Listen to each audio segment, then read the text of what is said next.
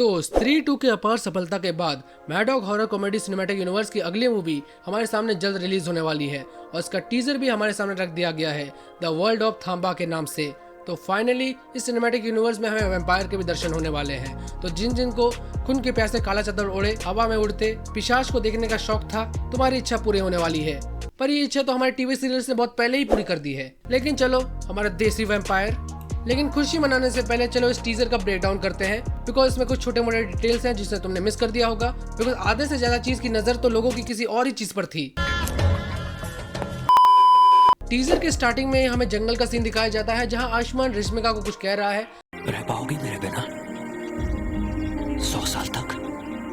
100 साल क्या, एक पल के लिए भी नहीं। और इसे सुनने के बाद ऐसा लगता है कि फिर से इसमें यही होने वाला है, पुनर्जन्म का चक्कर, मौत से टक्कर। और फिर हमें रेशमिका को दिखाया जाता है जिसे देखने के बाद क्या कहूँ मैं, साली चलती फिरती कोकेन है कोकेन। हाँ, यहाँ देखने की बात यह है कि जो इसका ड्रेस है ये बहुत ज्यादा पुरानी है। अब होगी भी क्यों ना, ये है वैम्पायर। किस बाबा आदम के जमाने से बिलोंग करती है मेरे को क्या पता। बट वहीं पर हमें आयुष्मान को दिखाया जाता है जिसने मॉडर्न ड्रेस पहना है। तो हो सकता है कि ये इसका रिकार्नेशन है और ये इसको पाकर अपनी लव स्टोरी पूरा करना चाहती है। फिर हमें जंगल में भागते हुए रेशमिका के ऊपर आयुष्मान को देखने को मिलता है, जो बहुत ही ज्यादा यूनिक सीन था बाय द वे। और फिर हमें एक टेंपल का सीन दिखाया जाता है जहाँ पे बहुत सारे बैट्स हैं और बहुत सारे लोग हैं। और आई थिंक ये सभी के सभी वैम्पायर हैं और ये सभी की सभी एक ही क्लैन के हैं। और अगर तुम गौर करो तो यहाँ पर एक आदमी बंधा हुआ है और आई थिंक यहाँ पर कुछ पूजा वूजा होने वाली है। और फिर हमें टावर में झूलते हुए ये दोनों को देखने को मिलता है। बट यहाँ नोटिस करने के बाद है आयुष्मान के कपड़े। अब ये जो कपड़े हैं इन्हीं को पहनकर आयुष्मान अपने पावर्स को यूज भी करता है आगे।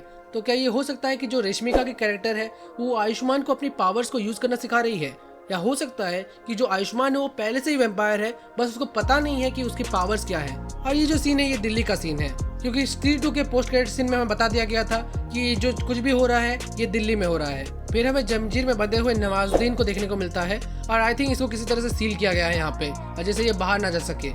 अब ये वही मंदिर के अंदर में है, क्योंकि इसी के आगे में हमें उस स्ट्रक्चर के दांत देखने को मिलते हैं। अब इसे सील क्यों किया गया होगा, क्या होगा कोई कांड अपने टाइम में, हो सकता है आयुष्मान को उसके पुनर्जन्म के पहले मारा हो। फिर से हमें उसी टेंपल का सीन दिखाया जाता है जहाँ पर एक परफॉर्मेंस हो रही है, जहाँ पर एक गॉडेस एक डीमन को मार रही है। अब मेरे को नहीं पता ये गॉडेस कौन है, पर बहुत से लोग ये कह रहे हैं कि ये माँ काली हो सकती है। बट इनका लुक जो है वो बहुत ज्यादा अलग है उनसे। बट इतना तो श्योर है कि ये देवी की ही कोई रूप है। उसी स्ट्रक्चर से हमें पावर को निकलते हुए देखने को मिलता है। तो आई थिंक नवाजुद्दीन का जो कैरेक्टर है वो अभी आजाद हो चुका है। और फिर हमें उस स्टैचू के आंखों में पावर फ्लो होते हुए देखने को मिलता है। फिर हमें कार के अंदर किसी के नाखून दिखते हैं और आई थिंक ये रेशमिका है जो अपने वैम्पायर वाले रूप में कन्वर्ट होने वाली है। और फिर हमें आयुष्मान को देखने को मिलता है जो हॉस्पिटल में है और जख्मी है। तो हो सकता है कि किसी लड़ाई में घायल हो गया हो और हो सकता है कि इसी टाइम में इसको अपनी पूरी पावर्स मिल जाए। और फिर हमें रेशमिका और आयुष्मान को एक दूसरे के सामने दिखाया जाता है और यहाँ पर आयुष्मान शॉक है। तो हो सकता है कि आयुष्मान को अभी पता चला हो कि जो रेशमिका की जो कैरेक्टर है वो एक्चुअली में वैम्पायर है। फिर कुछ लोग आयुष्मान को कहीं उठा के ले जा रहे हैं, जो उसी टेंपल का ही सीन है। और फिर हमें एक गॉडेस का स्टैचू देखने को मिलता है। और मैं गॉडेस इसलिए बोल रहा हूँ ना, क्योंकि इसका जो डिजाइन है ये रियल लाइफ में 8th सेंचुरी के किसी गॉडेस चामुंडा के ही स्टैचू से लिया गया है। देख सकते हो उनकी फोटो कितनी ज्यादा सिमिलर है। अब इसको देखने के बाद मेरे को लगा कि जो नाटक में हमें दिखाया जा रहा था, जो लोग रिचुअल में कर रहे थे, तो हो सकता है वो गॉडेस चामुंडा ही है, जो गॉडेस काली का ही एक रूप है। फिर हमें रेशमिका को देखने को मिलता है जहाँ पर सभी लोग चेयर कर रहे होते हैं और जो फाइनल बैटल है वो यहीं पर होने वाला है। और फिर हमें आयुष्मान और रेशमिका को भागते हुए देखने को मिलता है। और फिर हमें रेशमिका के गोद में आयुष्मान को घायल देखने को मिलता है और उसे देखकर वो चिल्ला रही है। अब चिंता मत करो, इसमें वो मरने नहीं वाला, बिकॉज रेशमिका ने जो कपड़े पहने हैं वो मॉडर्न टाइम के हैं। और फिर हमें खून पीते हुए आयुष्मान को देखने को मिलता है, जहाँ पर शायद ये खून पीकर अपनी पावर्स को बढ़ाने वाला है। और फिर इसका पावर एक्टिवेट होता है और हमें थांबा का टाइटल देखने को मिलता है। बट ये नोटिस करने की बात है कि जो इसका टाइटल है ये गोल्ड में था, फिर ये ब्लडी रेड में चेंज होता है। अब आई थिंक इस कलर के चेंज होने का भी कोई कारण हो सकता है। फिर हमें जंगल में आयुष्मान के पीछे भालू को देखने को मिलता है। और फिर कुछ डांस सीन्स के बाद आयुष्मान को उस टेंपल के आगे खड़ा देखने को मिलता है। तो यहाँ पर आई थिंक वो रेशमिका को बचाने के लिए यहाँ आया है अपने पावर्स को एक्टिवेट करने के बाद। और ये चीज और ज्यादा क्लियर तब हो जाती है जब हम बिल्डिंग में देखने को मिलता है जहाँ पर उसके चारों ओर बैट्स घूम रहे हैं। और यहाँ पर एक ड्रिंक दिखाई गई है जिसमें लिखा हुआ है fuel your fire unleash the beast, जो हिंट करता है आयुष्मान के अंदर के वैम्पायर्स की पावर्स को। फिर अनुपम खेर का कैरेक्टर जो किसी चीज को देखकर हैरान हो रहे हैं और उसके पीछे रेशमिका भी है और इनके चारों ओर ब्लड पैकेट्स हैं। तो हो सकता है कि ये रेशमिका को ही जो खून की कमी होती है यहाँ से वो पूरी करते हो और इसमें अनुपम खेर का जो कैरेक्टर है वो उनकी हेल्प करता हो।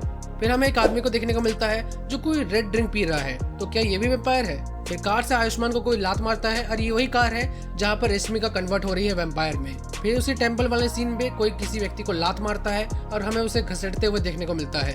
अब ये हो सकता है कि नवाजुद्दीन का कैरेक्टर है या ये फिर ये आयुष्मान का कैरेक्टर है, और जैसा मैंने कहा फाइनल बैटल यही होने वाली है। और फिर से वही कार का सीन और फिर इसका एक्सीडेंट भी हो जाता है और फिर हमें आयुष्मान को दिखाया जाता है जो अपनी पावर को फ्लेक्स कर रहा है यहाँ पे। और फिर कुछ डांस सीन्स के बाद नवाजुद्दीन को दिखाया जाता है जो बाद में अटैक करते हैं आयुष्मान के कैरेक्टर के ऊपर।